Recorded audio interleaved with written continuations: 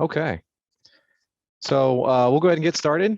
And again, my name is Sebastian Aguilar over here with Bright Spot Marketing. And today we have the to-dos for channel incentives and sales contests and employee rewards. So our panelists today, we have Mike May, the president of Bright Spot, and he was also a chairman of the Incentive Research Foundation in 2018 and 2019. And then also we have Kelly Coons, Director of Incentive Programs, also with Bright Spot. She's also the past president of Site Texas. Sebastian, I always like to put in a plug for the IRF and tell people if they don't follow it, they can subscribe for free at theirf.org. And approximately every month, they'll get a current research study. So some of the best research in the industry. And Kelly, while we're on the intro slide, what does IP mean after your name? Mike, that is incentive professional. Okay, we will expect incentive professional expertise today. Perfect. So I'm going to do a little bit of info here. So we just recently, last week, same day, did another webinar for to-dos for meetings and incentive travel. So this slide will be available after the meeting is over to all our everybody who's registered. So you can actually read a blog we did on this topic, or you can watch or listen to the actual webinar. We also want to hear from you. So go ahead and select the Q&A button on the bottom here to send in your questions. We do have a Q&A section at the end of the webinar. Also, we are doing an audience drawing. So we're going to be giving away a $50 gift card for the best question. And now we have an audience poll. So let me go ahead and activate this. So everybody should have access to the poll. And we are asking the question, after COVID, is your sales channel more focused, less focused, or same as 2019? Good. Sebastian, I wanted to vote, but on my end, it says panelists cannot vote. So Kelly and I are restricted. I also tried to vote. I must have left that switch on. I do apologize. No, we were just having fun. Well, I think it's an interesting question because COVID has thrown a lot of other types of distractions at us in our personal life. And so it'll be interesting to see what our audience thinks about their sales channel, if they've changed or not. Very much makes sense. With COVID, a lot of things have changed. Can you see those votes coming in live? I do. I actually have the votes available, so just let me know when you're ready. Sure, I bet that's good. What did the Family Feud audience say today? So for the top, we have more focused at 60%. For the middle is less focused at 30%, and same as 2019 at 10%. Wow, that's really great. Kelly, what would you have guessed? Almost the exact opposite. I would have thought that most of the channel would have been less focused than before. So encouraging news from our audience.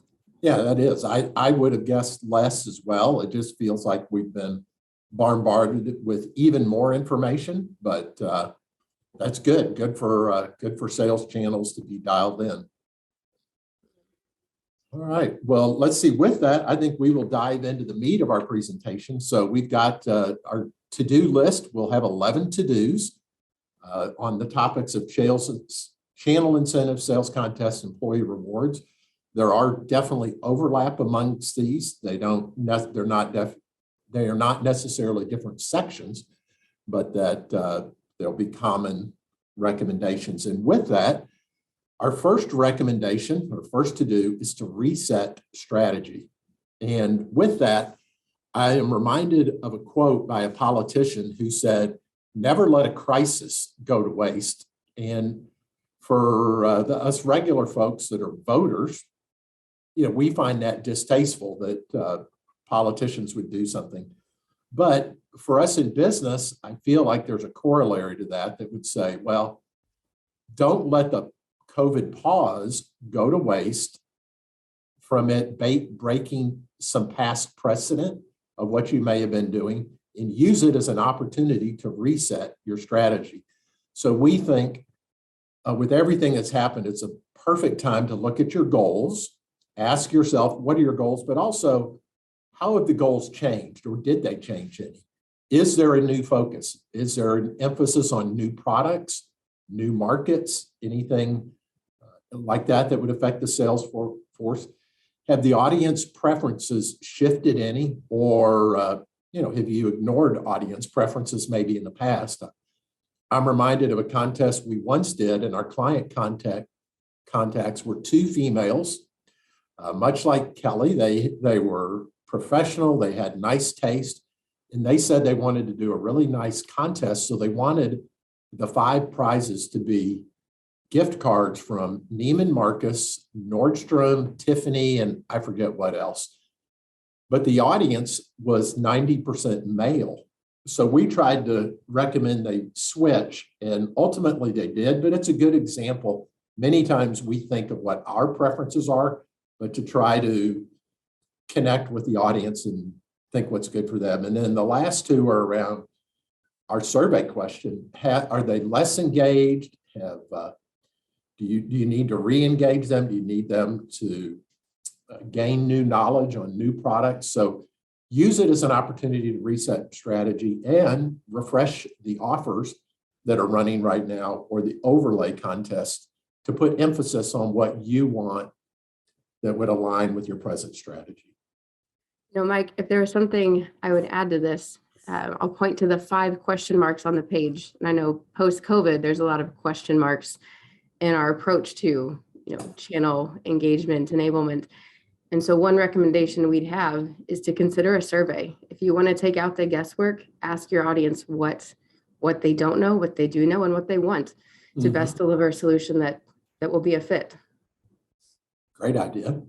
Yeah.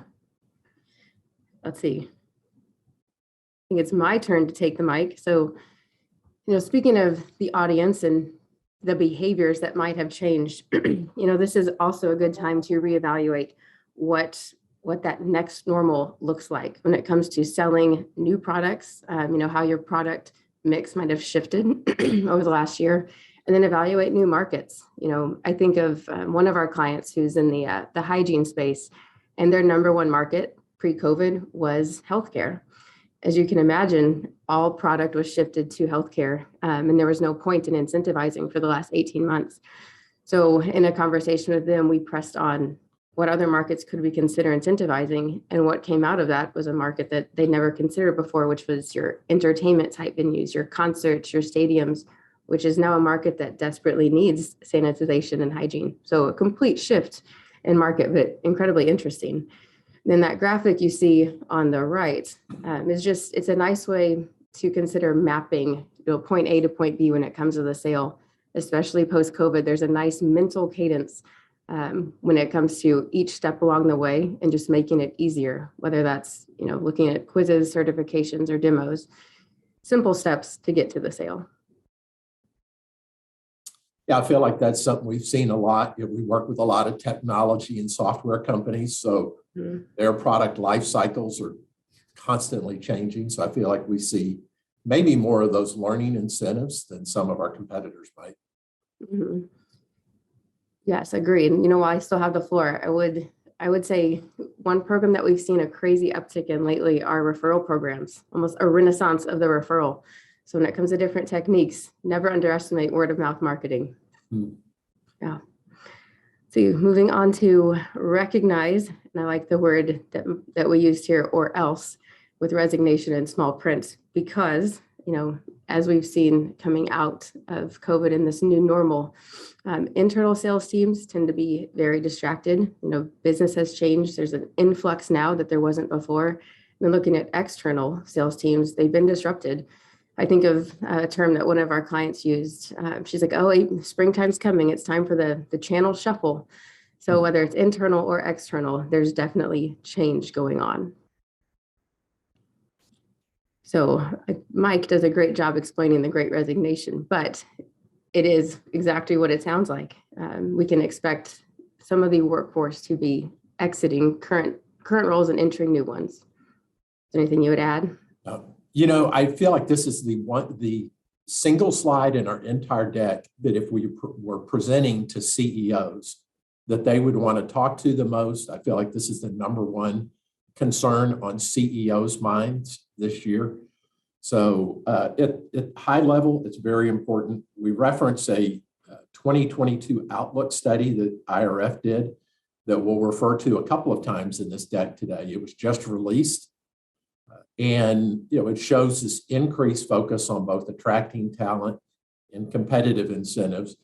I would say this slide is also most applicable to internal direct sales organizations to try to make sure you're retaining those top rainmakers and patting them on the back, maybe increasing the frequency of rewards, doing some quarterly contests, some monthly contests, just to try to add more fun, more excitement, invest in their professional development. And the more connected you are on the channel side, that would apply as well. If you've got a pretty close-knit channel team that doing some extra things here to recognize and reward people is going to be so important during this year.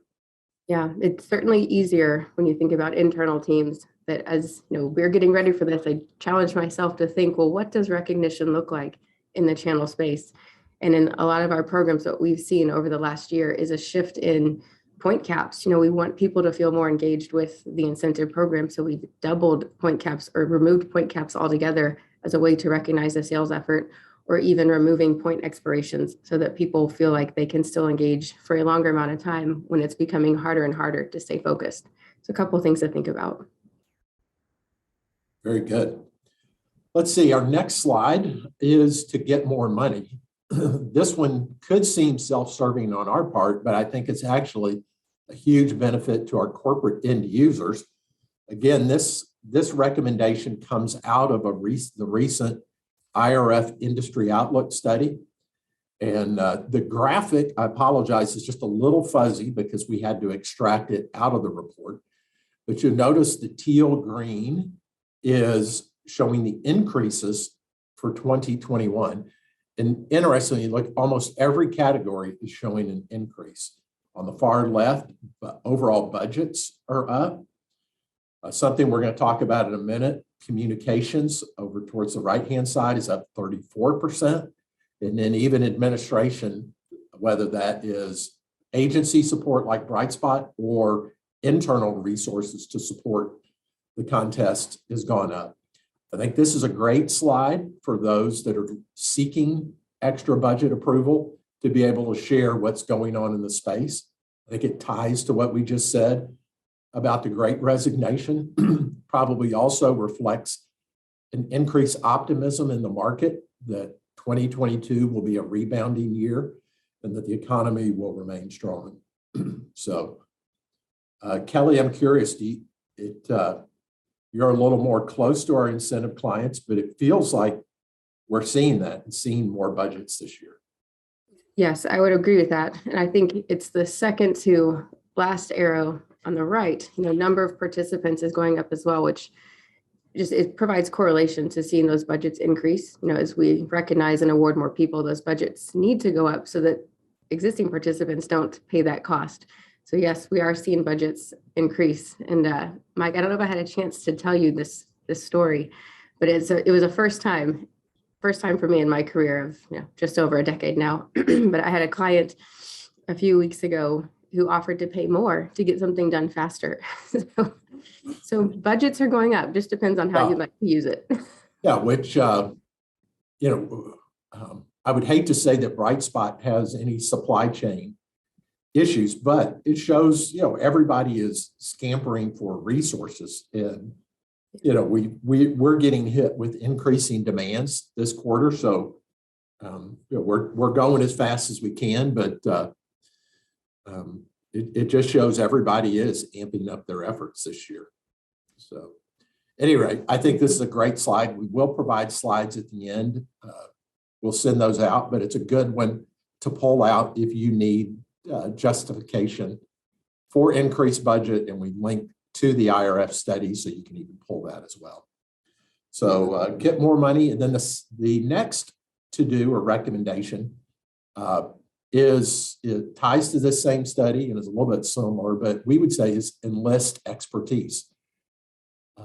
Don't want to be self-serving here, but the study did show, looking at the greens, an increase in everything from third-party involvement of whether it's of whatever kind and whatever company. But it's certainly what we have been very blessed and fortunate to see, where our phone is ringing a little bit more. Probably also reflects that on the company side, the end user side, teams are stretched thin. Maybe they haven't been getting headcount increases throughout COVID. I always like to say that everybody is doing the job today that 3 people used to do before. So rather than adding headcount, I believe companies are approving agencies to subcontract that, because just as you can turn up the support from us, you can also turn it down. And we've certainly seen that go both directions. But again, just sharing what the data says here, that more companies are enlisting agency expertise to get outside help. I would say, I think we have counted up the other day, 48 clients from last year. So we get to see a wide range of industry, a wide range of business models, a wide range of go-to-market models, different types of contests, different types of rewards, rules. So we can share feedback of what is working and what is not working. I always like to say we have a unique spot in the tree to see what's going on. Yeah. So Mike, you alluded to this one a couple of slides ago, so I appreciate the segue. But we live in a world that's so accustomed to Amazon. If you can't get it in 2 days, then what's the point of waiting? But I think we've all seen that 2-day delivery timeline, to use that analogy, is no longer a realistic expectation. And one of the worst things you can do is promise someone an award that they can't get anytime soon. One of the examples that we've been doing a lot of our car lease programs, lots of Teslas. Everybody wants a Tesla right now. But if you were to order a Tesla today, it couldn't deliver until April, May. So while it's great for promoting the contest, the winner ends up being pretty disappointed by the fact that he or she won't get a car for 5 to 6 months. What we'd recommend there is consider flexibility. If it's not a Tesla, maybe it can be a Mercedes. So work with your winner to be flexible when it comes to taking care of your top performers. And even ideally before the contest launches, ensure that your prize options are available. Don't promote something that's probably going to be back ordered. And then just consider immediacy and how important that is when it comes to that halo effect of the winner. It is so obvious, and we know it, but nonetheless, we see times where somebody comes to us and says, hey, we need help with this. We've already pre-announced the contest and we pre-announced the prizes. And then that's kind of the conversation of like that one may be hard to get. I mean, we've been doing more options, not a ton of options, but trying to consider an alternative option, like an e-gift, for instance, if merchandise won't be available in an immediate time frame. It is also a good recommendation for the fine print terms and conditions to say that the sponsor reserves the right to substitute. Mm-hmm. We've got another slide coming later where we're going to tell you not to substitute, but we don't want participants telling us to substitute, but the sponsor reserves the right to substitute. Absolutely. So along a similar vein, personalize but curate. Mike's anecdote earlier for the client that wanted Tiffany gift cards and Coach purses for an audience demographic that would not have selected those things. This is a good reminder to keep your audience in mind. We've been seeing more limited catalogs lately because choice can be overwhelming, and especially post mask mandates and vaccines and shutdowns, it's natural to feel like you're not in control and overwhelmed by the choices that you need to make. So by limiting choice, but curating the options, it is a better experience for your audience. See, I know there we go. Kelly, I at the top of that slide, I think we're in a really interesting time where in some ways, externally and outside of us, we're a bit more out of control because we've been told for the last year and a half, don't do this, you can't go to the restaurant, you can't go to the bar, maybe you can't go to the ball game, wear a mask, get a shot, get a booster. You can't travel to this place unless you have a certain thing, or walk only one direction in the grocery store. So we've had a lot of external rules pushed upon us and we feel sort of out of control, but yet with many companies increasing their work from home model, people have been more in control of their schedule. And maybe, if they want to do an exercise in the middle of the day, go jump on a Peloton or run around their neighborhood if they have a 2-hour break between calls. They can, where if they were in the office, they could not. Or somebody in our office joked like, oh, one of the things I appreciate the most is the ability to do laundry on Friday while I'm remote between my calls, and then I don't have to spend Saturdays doing it. So I believe what's happening is it's actually personalization has been a trend for 5 years, but I believe there's an even stronger desire to personalize now. And I also think you sort of hit it, Kelly, but curate. So we're kind of giving you a yin and a yang there, because you made a comment that too much choice can be overwhelming. And there are some really interesting psychological studies that says choice can be motivational all by itself, that if you're giving people a choice, but if you give them too much choice, they bog down, they spend too much time, they get indecisive. So there is a sweet spot of curating down a list of prizes. So I know sometimes if we do a short-term contest, there might be in a certain tier, let's say you win the second prize, you may pick between 3 to 5 prizes. It's not, here's 50 prizes, which would be overwhelming, but here's 3 to 5. Mm-hmm. Yeah. It's a big trend. I completely agree with that. And if there's any way that, you can make it visual, easy for the user to select, whether that's checking a box or an image, it's just, there's a lot of mental clarity with one less thing to worry about that day. And this is one that has been unique to these last 2 years due to COVID shutdowns and supply chain. And that is the need to cash out awards. And our advice would be to cash out less. And we're going to give you a good, better, best. The first is to cash out less. Just try to avoid it. Many companies, if they were doing an incentive, President's Club incentive trip, and they couldn't go to Hawaii or Europe,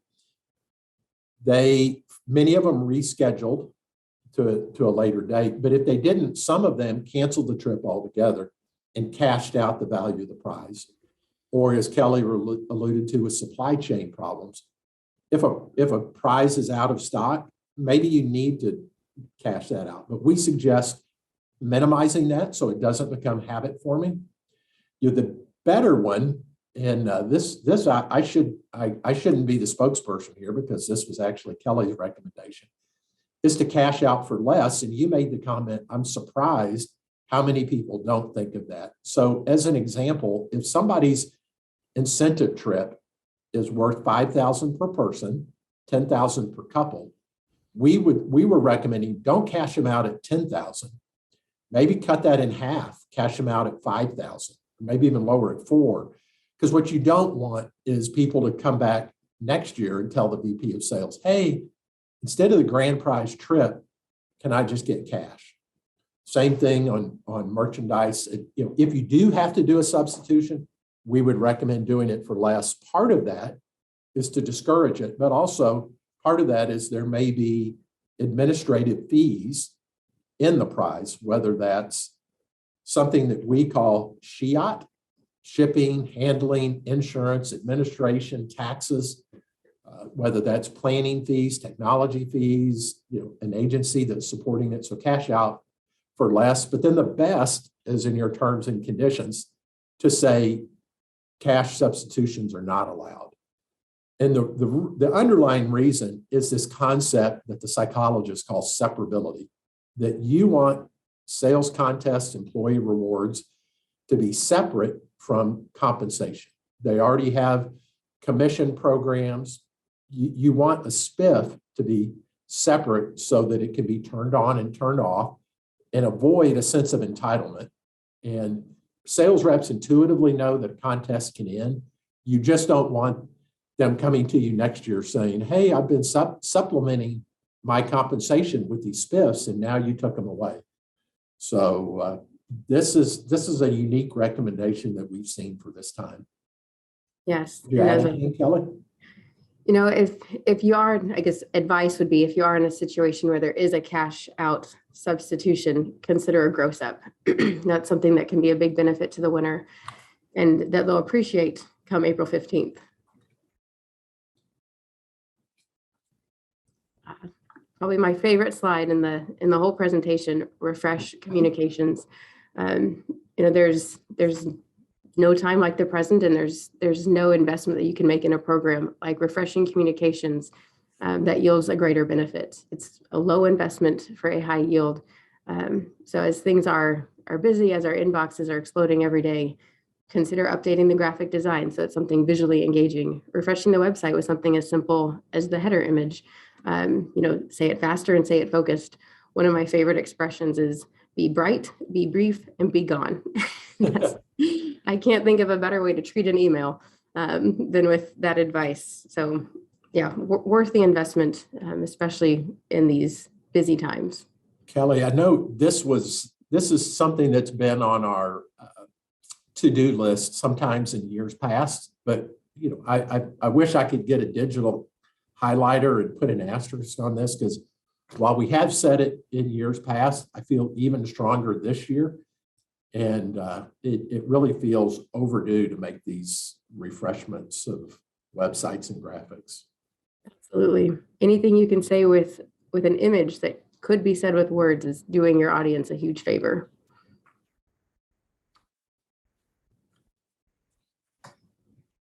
Let's see. So on a similar note, speaking of keeping things simple, you know, the IRF references or did a really great study that shows what top performing companies do differently. And when it comes to what they do differently that makes their program so successful is they keep things simple. Simple rules, simple communication, simple to remember and understand, which makes a much longer lasting impact than something that is complicated.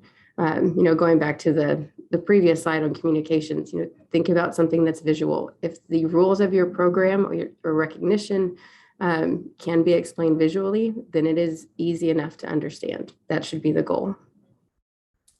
I always loved that study. That was probably one of my 5 favorite studies the whole time I was involved with IRF as a trustee. It's just so fascinating to look at what the top performing companies did differently. And then this concept of simplification is was so unique in those studies. And again, with all of the bombardment of information and things we're processing during this pandemic period, I think simplifying and focusing is extra important again. Mm-hmm. All right, let's see. Kelly, I think our last of our 11 to-dos is this one that we call invest in software. The consulting firm Accenture did a study. This was actually a few years ago, but I think it's fascinating.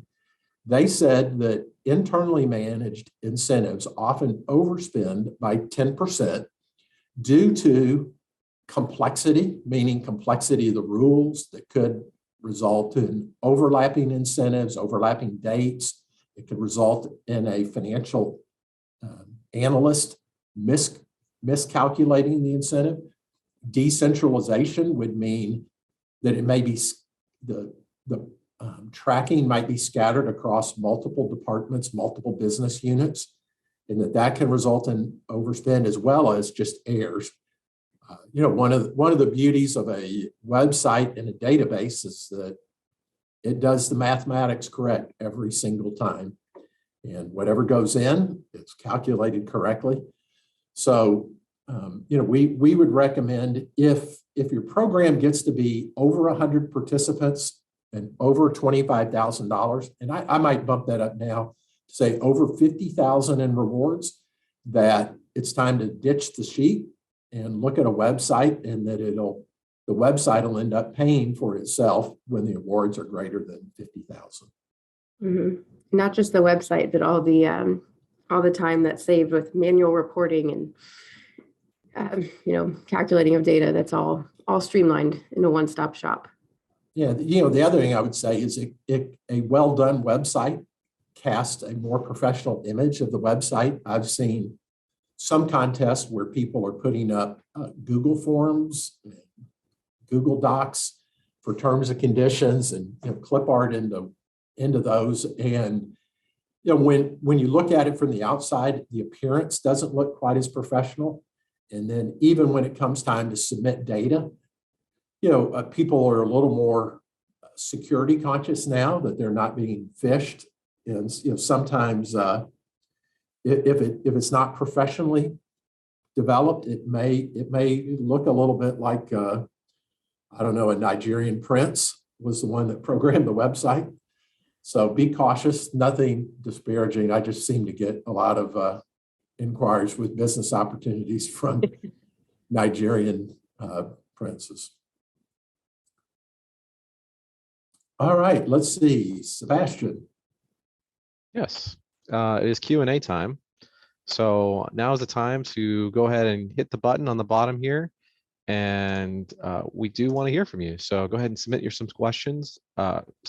Excuse me. We do have some questions that have come in, so thanks for sending those. So if you have any questions that you haven't submitted, please send those. And again, a brief reminder that we are doing a drawing for a gift card for the best questions. So please go ahead and submit those questions. You have good chances of getting that prize. Also, some good resources we wanted to share with you guys. One is our channel rewards ebook, as well as our choosing incentive software ebook. So you'll receive the slides at the end of after this presentation is completed, an email tomorrow. So you'll be able to click these links at that point in time, or you can take them down right now. And now it's Q&A time. What were those questions that came in? So let's see. One we have here is from Tammy. What is your suggestion if the trip cannot happen? Contract will not honor force. I don't know what they were trying to say here. Force majeure. Force majeure. Although sales consultants who earn want something, although money is already spent. Yes, that is a predicament. I know our sourcing team has spent a lot of time in the last year rescheduling trips to new dates. I've been amazed at how supportive the hotels have been. So, it's interesting if the contract will not honor force majeure, it probably means that local destination doesn't feel it's a force majeure condition. We are in a very interesting time where consumers are much more comfortable in traveling than companies are in allowing their people. I'd be willing to bet if we did another survey that 90% of our audience has traveled on a vacation or got on an airplane in the last 6 months. And I bet many of those have even gone international. So what's happening is the destinations know that people are traveling and that their borders are open. So they are open for business. So they may say, oh, it's not a force majeure condition because other companies from America are coming to our destination. So I think, the first thing you could try to do is just say, pretty please, and just ask, would you please reschedule us for 3 months later? But if not, it probably indicates that the company is being a little bit more cautious than the general public. What most of our clients, I'd say 95% of our clients have been proceeding with their trip in Q1 and Q2 of this year. And what we're seeing is around 80 or 90% of the attendees are going. So I would suggest still holding the trip and letting the attendees that are comfortable travel. And Sebastian, maybe I'll take another one that is in line with the same topic, because the question is, what are your thoughts or suggestions for incentive travel when there's a level 4 travel alert in place? So the US government has 4 levels of travel alerts. The lowest one is, it's pretty mild. Then level 2 is a little higher that says, use caution. Level 3 is maybe avoid unnecessary travel. And level 4 is avoid all travel. And recently, the CDC and the US government recommended a number of countries go to level 4 due to their COVID conditions in that market. But again, some of the countries that we are operating programs are under a level 4 advisory. And I don't want that to sound like we are being irresponsible or our clients are being irresponsible, but if the tables were reversed and somebody from Europe was looking to come to the US, we might be designated a country under a level 4 advisory, or for sure a level 3. So it feels like what's happening right now is, in many cases, incentive travel is going from one level 3 country to another level 3 country. And, so I think you just need to try to put yourself in the shoes of your participants, maybe talk to some key participants and sales leaders, but we're seeing that most companies are marching forward with their incentive trip. Sure. All right. So I have another one here from Sarah. I know employers take out taxes for cash out bonus payouts, but what about incentive trips? Is there some sort of tax deduction on employees' paycheck? You want me to take that one again, Kelly? That's Yes, you're more travel than I am. I will yield to you. yeah. So it's interesting.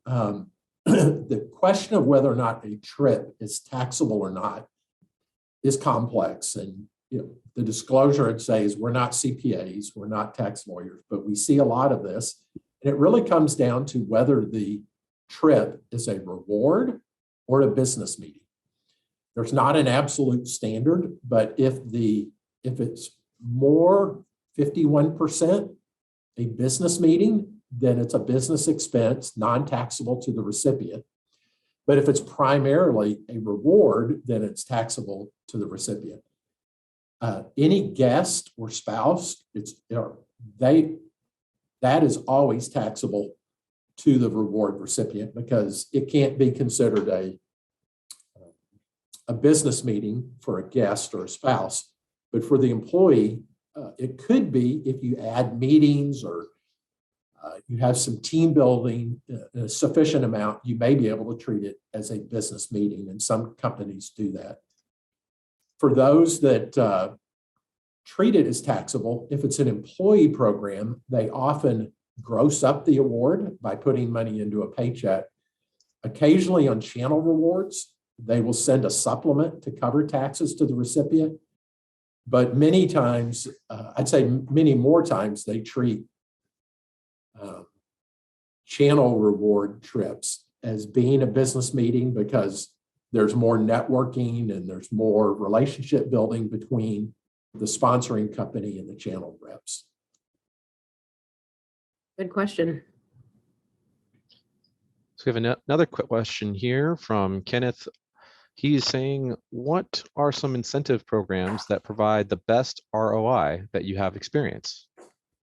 There's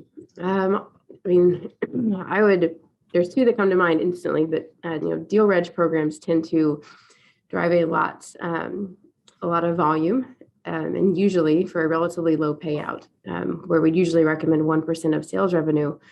Deal reg can be as low as $50 to $100 just for submitting an opportunity. So those tend to be pretty successful. And again, I referenced referral programs earlier. word of mouth marketing. When your friend tells you something's good, or that there's something in it for you, those also tend to yield highly. I have another question here from Ben. He says, do you see team incentives being used for frequently than individual performance incentives now? We see the COVID absences, hospitalizations, individuals being caregivers, pulling people away from their jobs and consequently affecting their ability to compete in incentive. But team incentives seem to be less affected. Yes, well, that's interesting. The jokester side of me wants to say it depends on your political persuasion of which way you are politically, between team or individual, but that's just being lighthearted, not making any statements here. There was a really good study, and I'm trying to retrieve it in my brain, and Ben, I'll try to see if I can find that. But from what I recollect, it said that team incentives can work well in a pretty limited scenario, which is that the team has a high level of interdependence between it, where they are all working together as a team. And also, if the team is fairly small, if a team gets geographically spread or large, people don't feel like they're coming together. So what that feels like is, if it's a basketball team and it's 5 people that are in the starting 5 of a basketball team, team could work well. If it's, you get up to the size of a football team and with 11 on the field or 50 something on the roster, teams usually don't work as well because people feel like their contribution, their colleagues' contribution isn't as constructive.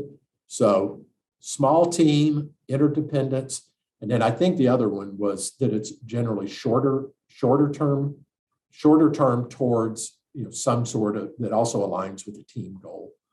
But Kelly, I'm trying to think, do we see many team incentives? Not in the purest sense or the purest explanation. What I think of is we see a lot of sales contests, and as opposed to just incentivizing the account exec or the salesperson, we'll have programs that include, the technical person, the sales director. So might not be the whole team. You're at least involving more people that were involved in that team effort, which is something that's a little bit more trackable and attainable in some cases. And then one of the simpler ways of adding a team element to a larger program is something as simple as a leaderboard, where you at least can see your teammates' names and know who you're working alongside of day by day. Yeah, and now that I asked that, Kelly, while you were talking, the one area that we very definitely see team incentives are in technology channel sales, when there is maybe a sales rep, as well as some sort of channel engineer or consulting engineer, where it's the mix of them both bringing the solution. And many times we see a 50-50 split of an award between an SE and a channel sales rep. Mm-hmm. Exactly. Do we have more time for questions? I guess we could probably do one more. We're really bumping up on our end time, but those are excellent questions.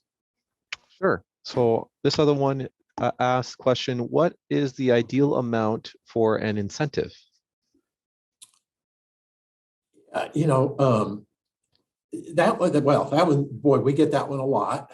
I would say for internal employee rewards or internal sales, direct sales teams, kind of the golden amount is $100, which means the most motivation for the least amount of money. We would recommend not going below 100 if you can. And then in the channel space, we often see 1% of sale as being sort of a norm, or maybe the most common amount. But of course, there's a lot of facts and circumstances. How rich is the percentage margin in the underlying product? Is it a new product? Is it a legacy product? How is the sales team compensated? Are they internal employees? Are they indirect channel reps? So definitely a lot of things that affect that. All right, well, Kelly, I see you nodding like nothing to add. And Sebastian, you're going to have a hard time picking a winner because those were excellent questions. Maybe I will go through a recap here just to summarize in case anybody dialed in late. That a recap of our 11 to-dos are use this post-COVID pause to reset your strategies. Look at motivating new behaviors that may be necessary for the products that you're selling, and maybe new knowledge is needed to sell this new product. Recognize or else face the risks of attrition through the Great Resignation. The IRF Outlook study said get more money. The budgets were up about 30% for this year. Also suggested that companies were leaning on agency expertise more often. Remember the supply chain woes that we speak of often when you are selecting the prizes that will be eligible for a contest. Personalize the award experience. Give the winner a chance to personalize their award, but curate or narrow down the list so that they don't become overwhelmed. Try to avoid cash out substitutions. And if you do, cash out for a lower percentage than the actual face amount of the award. Refresh your communications, both the message and the graphic designs. Simplify rules, simplify communications. And then last, invest in software that could save you 5 to 10% of your award spend. And with that, I really thank you for spending a chunk of your time with us today. We went a little bit longer because our list was so long. Kelly and I and some of our colleagues put a lot of thought into these recommendations, so I hope they were helpful. If either of us can help you in any way, feel free to send us a note, reach out on LinkedIn or elsewhere. We always believe in helping people, even if you're not a client or you just want to bounce something off of us. We'd be happy to help in any way. So thank you very much for your time today. Hope you have a very safe, healthy, and prosperous 2022.